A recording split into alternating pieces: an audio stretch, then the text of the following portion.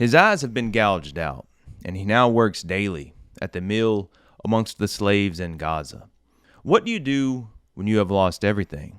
Your freedom, your family, even your eyesight is no more.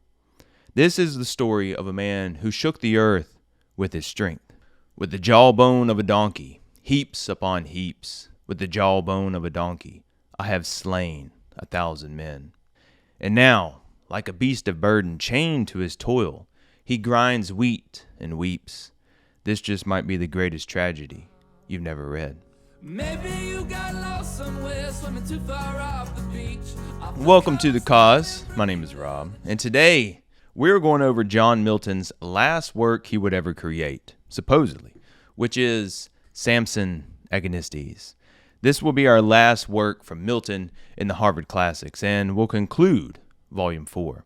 So, let's dive into the last work of a blind poet writing about a blind hero and discover what it truly means to fall and rise again. First, I want to provide a quick background and context for the story. Samson's story takes place around 1200 BC. The word Agonistes means fighter or warrior in Greek, so the title basically means something like Samson the warrior or Samson the fighter. And this is a tragedy, as Samson will die in the story, as I'm sure most are aware. Milton draws his inspiration from the story in the Bible, and I highly suggest you read the context in the Bible before starting Milton's poem. This will help you understand the setting and the plot of Milton's work. And Samson's story can be found in the Bible in the book of Judges, starting with chapter 13, and it goes through about chapter 16. So Milton starts the poem off at Samson's lowest point, and this entire poem covers only the very ending of Samson's life. Now, I think this is important as we realize where Milton is in his own life. He is there in a blind dungeon with Samson. He's basically a failed political ally, and the English Revolution with Oliver Cromwell is over. King Charles has taken the throne, and Milton is blind at this point. The story we are about to cover is a man blindly seeing himself in a blind, broken man from the biblical story. Now, Samson started out, let's just say, favored by God and kind of special. He's been through battles. He's also been through, let's just say, multiple women. Killed a lion, set a bunch of foxtails on fire, igniting the Philistine wheat fields into an inferno. Dante would be proud. He slept with a prostitute, and he ripped the doors off a building and slaughtered people with the jawbone of a donkey. He also ruled over his people for about 20 years. Needless to say, the dude has lived a life for all the good and the bad. But life has a humbling and brutal way of teaching even the strongest and most feared men they can be broken. The concrete plans of God can be pushed, they can be challenged, but as we will all see, they can't be overcome. His will be done. Let's begin this epic tragedy. The poem opens with Samson, a blind captive at a prison in Gaza, being guided to a riverbank where he can rest. He's broken at this point, betrayed by his wife and conquered by his enemies. He is chained to servile toil, a prisoner to the Philistines. Samson's not working this day because a festival to the god of Dagon is being held. The Philistine god Dagon was a sea idol. And a fun note, Dagon also shows up in Satan's council in Paradise Lost. It was either in books 1 or 2. Laborious work is forbidden on this day, and Samson is trying to get away from the noise, and we get our first glimpse of his state of mind. Listen here as he describes why he is trying to find a place to rest and find ease. Ease to the body some, none to the mind.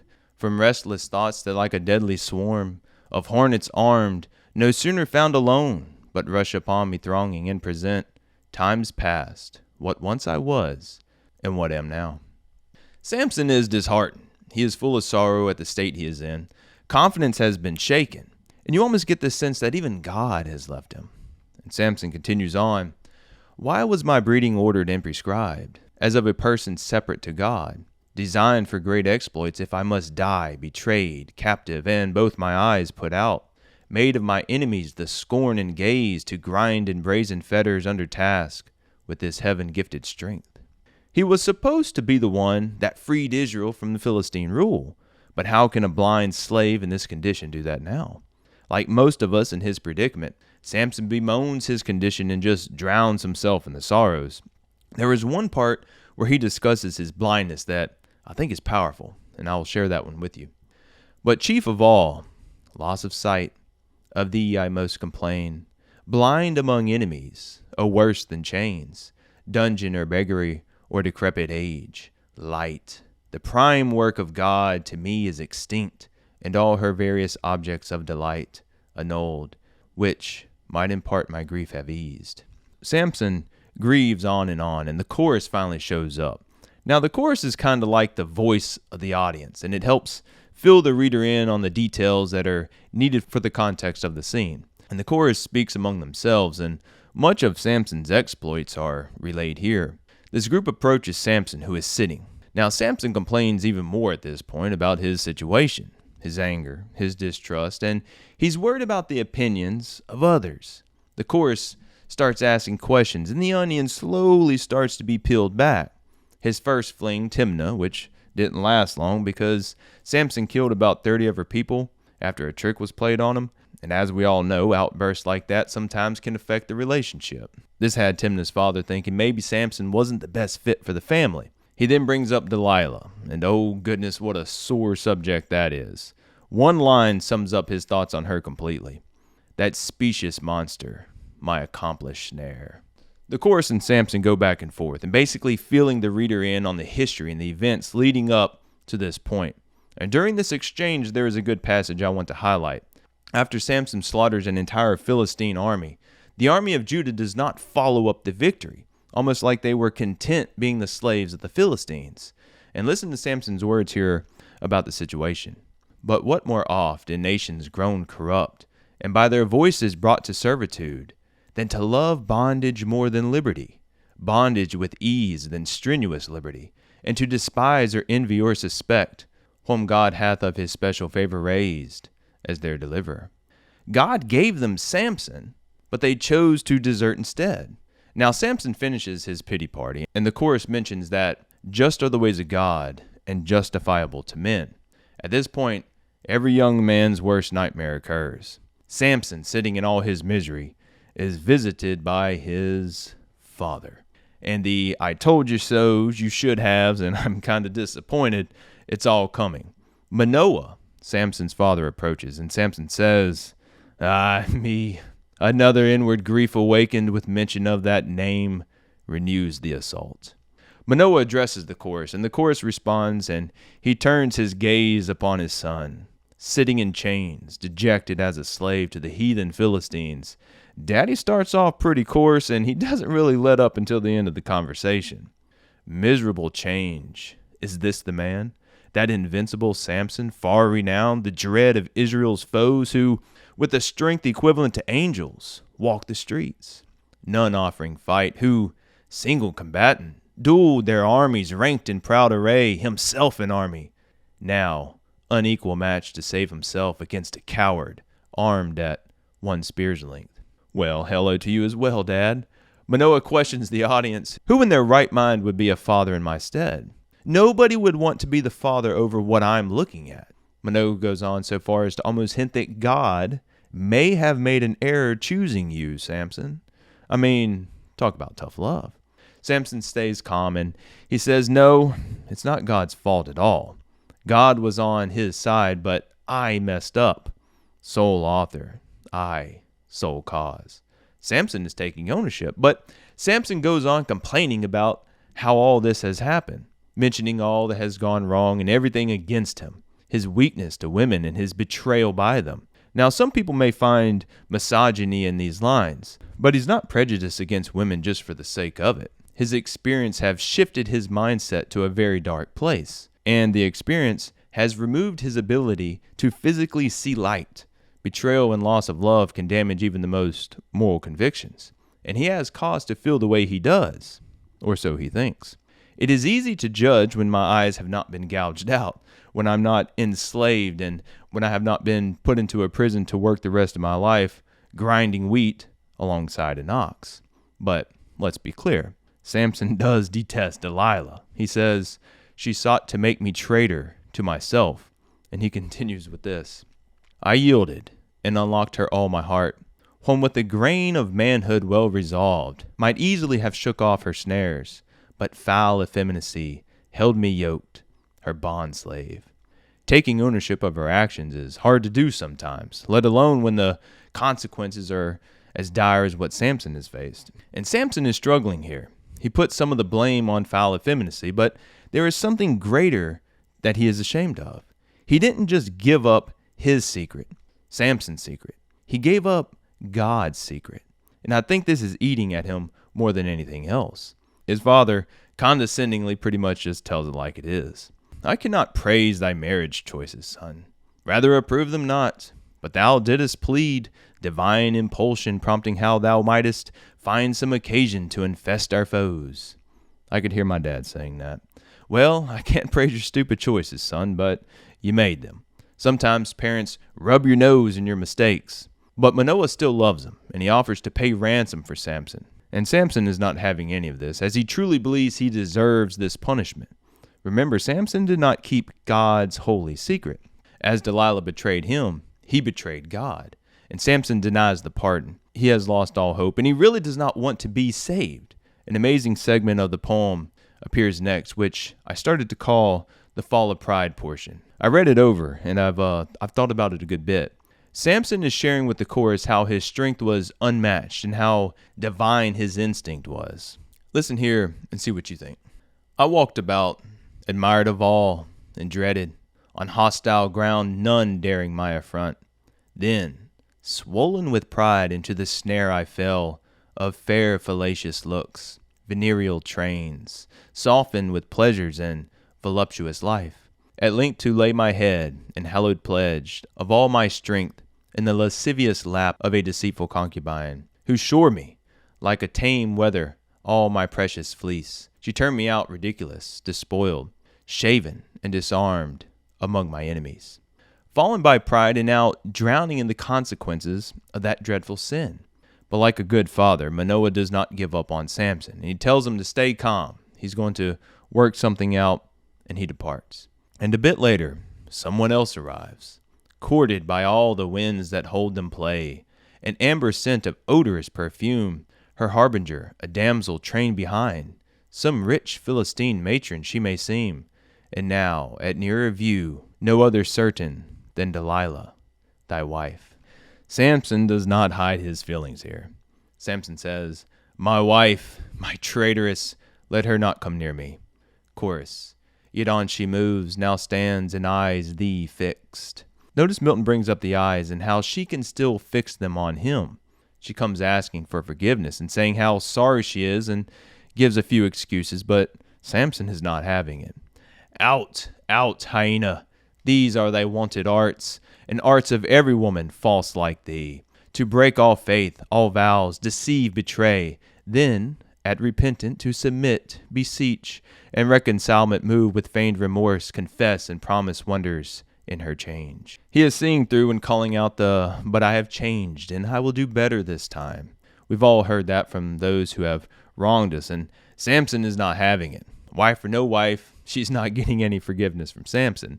But like most manipulators, whenever they feel they will not be forgiven, they switch up to blame. And Delilah says, to what I did, thou showedst me first the way. But I to enemies revealed, and should not. Nor shouldest thou have trusted to woman's frailty. Ere I to thee, though to thyself was cruel. Let weakness then with weakness come to parley, so near related, or the same of kind. Ah, you should have not trusted me with your secret, Samson. She says, let my weakness and your weakness sort this issue out. We both are to blame. Love caused this to happen to us, Samson. And she shoots him line after poetic line of BS, and Samson, even though he is blind, he is seeing straight through it. How cunningly the sorceress displays her own transgressions to upbraid me mine, that malice, not repentance, brought thee hither. By this appears. Sometimes people will come back into your life for no other reason than to see you suffer one more time. And Samson and Delilah go back and forth for a bit, and she asks for forgiveness one last time. Let me obtain forgiveness of thee, Samson. Afford me place to show what recompense towards thee I intend for what I have misdone, misguided. She even offers to take care of him at this point, but Samson turns his ear against these sorceries, and she asks if she can at least approach and touch his hand. A woman's touch can change a lot of things. But Samson's reply kind of surprised me. I mean, I figured he was pretty upset, but he replies like the beast she has helped create. Not for thy life, lest fierce remembrance wake my sudden rage to tear thee joint by joint. At distance I forgive thee. Go with that. At this point, Delilah changes her tune. The evilness starts to come forth and be shown. Samson will be nothing going forward. There is no honor for him left, and Delilah no longer begs for forgiveness. She starts to rub the wound and poke at him. She will be famous to the Philistine race as the one who brought down mighty Samson. What armies of men could not do, she accomplished in one night. Where she will live on with honor and prestige, he will rot as a blind begging slave, and he will be the most perfect example of fallen from grace. She departs, and Samson replies, So let her go. God sent her to debase me and aggravate my folly, who committed to such a viper his most sacred trust of secrecy, my safety, and my life. It is indeed the fault of Samson for his condition. The source of his troubles started with himself. And the chorus talks to the audience for a while, and they share some great advice and depart only when a storm arises. A giant of a storm approaches, and that storm is the mighty giant of Gath, Harapha. He is haughty, high-built, and proud, and Samson knows he's coming to see him. Imagine a loud ogre walking up and spouting his pedigree to Samson. Now, Samson has fought against entire armies and stood toe-to-toe with lions, and his reputation is known by everyone. And Harapha says, Much I have heard of thy prodigious might and feats performed, incredible to me, and this displeased, that I was never present on the place of those encounters where we might have tried each other's force in camp or listed field. Well, luckily Samson is blind, or else he may have to prove himself to this monster. The giant is big talk now that Samson is blind, and talk usually is bolstered when weakness is detected. But Samson, even blind, does not back down. Harapha says he wants to look upon the appearance of someone with such a reputation, and Samson boldly replies with, The way to know were not to see, but taste. Samson says, You can look all you want, but if you want to know, let's get at it. Now, Harapha engages in some insults, and he does not take Samson serious, saying things like, grinding in a mill should have tamed you by now. But Harapha wishes he would have had a chance against Samson in his prime, and again Samson replies, Boast not of what thou wouldest have done, but do what then thou wouldest. Thou seest it in thy hand. Harapha replies, To combat with a blind man I disdain. Now they go back and forth, and Harapha denies Samson 3 times when challenged to fight. Samson's ready to go. His hair has grown back, and he's strong again. Samson ends with a simple suggestion. Just simply shake my hand and survey what you will. Samson calls him a coward, and he knows deep down he's too afraid to face him. I mean, what giant would want a rumor going around about a blind mill slave stomping his ass? Harapha storms off, and you can tell the bully is not pleased at how the conversation went. And the chorus states, His giant ship is gone, somewhat crestfallen, stalking with less unconscionable strides, and lower looks, but in sultry chafe. Samson replies, I dread him not, nor all his giant brood, though fame divulge him father of 5 sons, all of gigantic size, Goliath chief. The chorus and Samson go back and forth for a bit, and Samson brings up something pretty morbid. His best escape from the hell he is living will probably be death itself. Listen to this. But come what will, my deadliest foe will prove my speediest friend, my death to rid me hence. So even if he gets beaten and dies, he wins. That level of thinking makes Samson a very dangerous person. All hope is lost. Once the fear of death has been extinguished, it opens up a thought process that is irrational to normal men. We will see this disregard for death in just a bit. At this point, an officer shows up, seeking Samson, and he requests that Samson go to the feast of Dagon and entertain the Philistines like a jester at their grand party. Now, Samson has no regard for authority. He brings up his religion as a reason he cannot go, and without even moving, he simply replies, My presence for that cause, I cannot come. No beating around the bush or politeness, just, nah, officer, not going to make it to your Dagon party. The officer replies that this answer is not going to go over well with the lords who sent him. But Samson is not going to be the blind entertainment for these people. He says, you are not going to make a game of my calamities. Return the way thou camest, I will not come. The officer and Samson go back and forth, and he replies, he is not going to prostitute holy things to idols, and he's not going to be a Nazirite in a place abominable. He will not honor some god named Dagon. The chorus has a powerful line that I want to share here. They say, where the heart joins not, outward acts defile not. Now Samson starts to feel something inside, some rousing emotion that is altering his thoughts. Something is working inside Samson because his mind changes in this moment. He decides to get up and go along. The officer comes back for a second time, and Samson agrees to go with him. And the chorus is all excited, and as Samson may be freed and let go for obeying. Sadly, they are right, but it is through the only freedom that can save him at this point.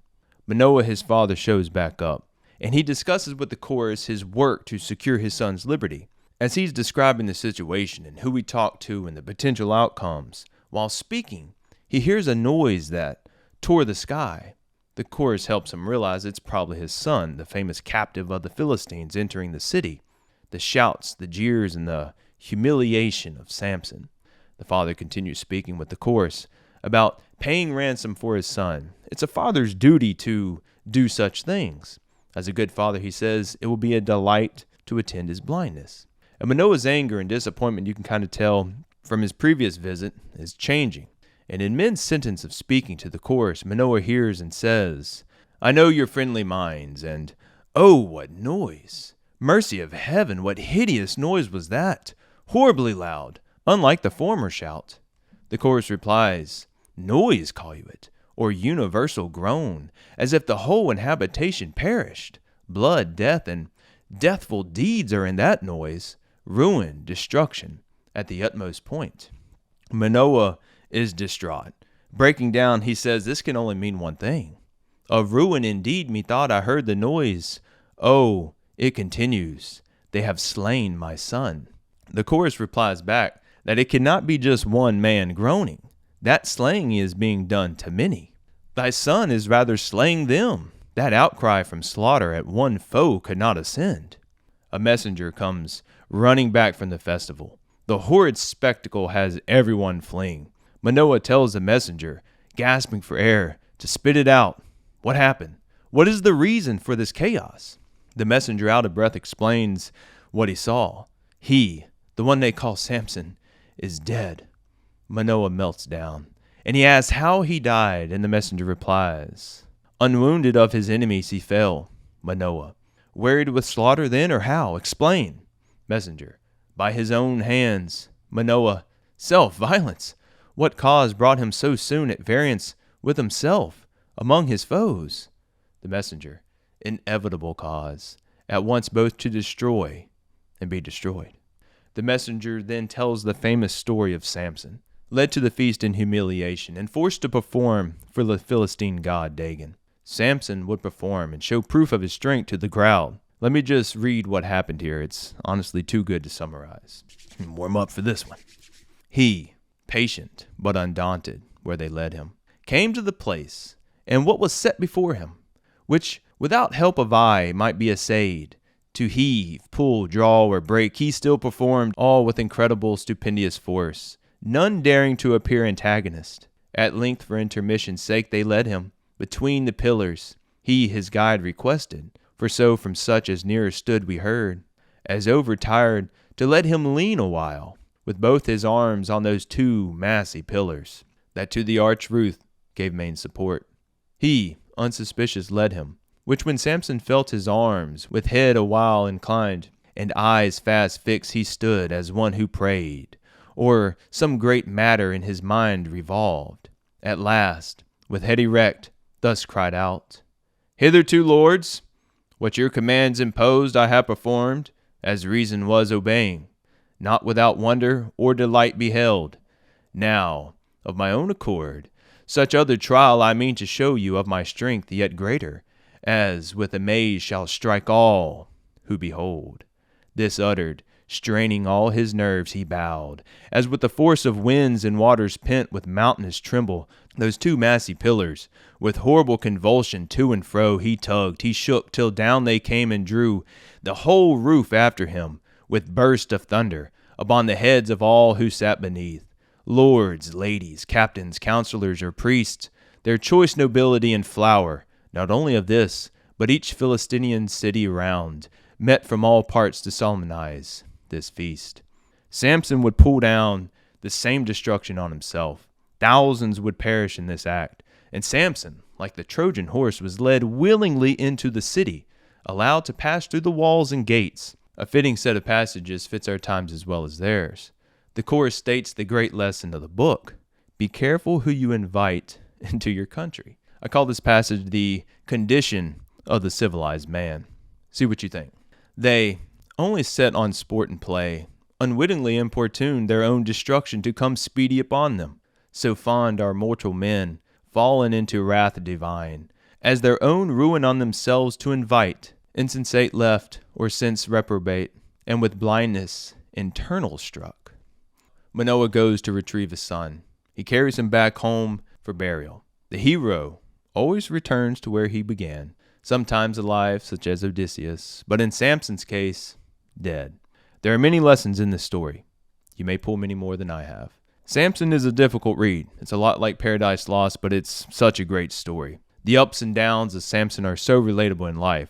One day things are going great and everything is in your control. And the next, life changes and it can never be the same again because of the path you chose to go down. I hope you enjoyed Samson Agonistes by John Milton. Please subscribe if you enjoy this type of content, as it really helps channels like this grow. Like and comment down below what your thoughts are on this story. I will eventually have this episode written out on my Substack as I try to catch up, so I will link my Substack in the description below. If you are interested in the quotes or anything like that, you can check that out once I get it posted up. That concludes Volume 4 of the Harvard Classics series. We will now be moving into Volume 5, which is Emerson. So enjoy some amazing coffee, read through some classical hits, and I will see you very soon. I love you all so much. Thank you so much for being here. I truly appreciate it. This is such a marvelous story. Thank you all. And as always, stay blessed. I was making lots of noise, busking on the city streets. I came back from Brooklyn, but you didn't come back for me.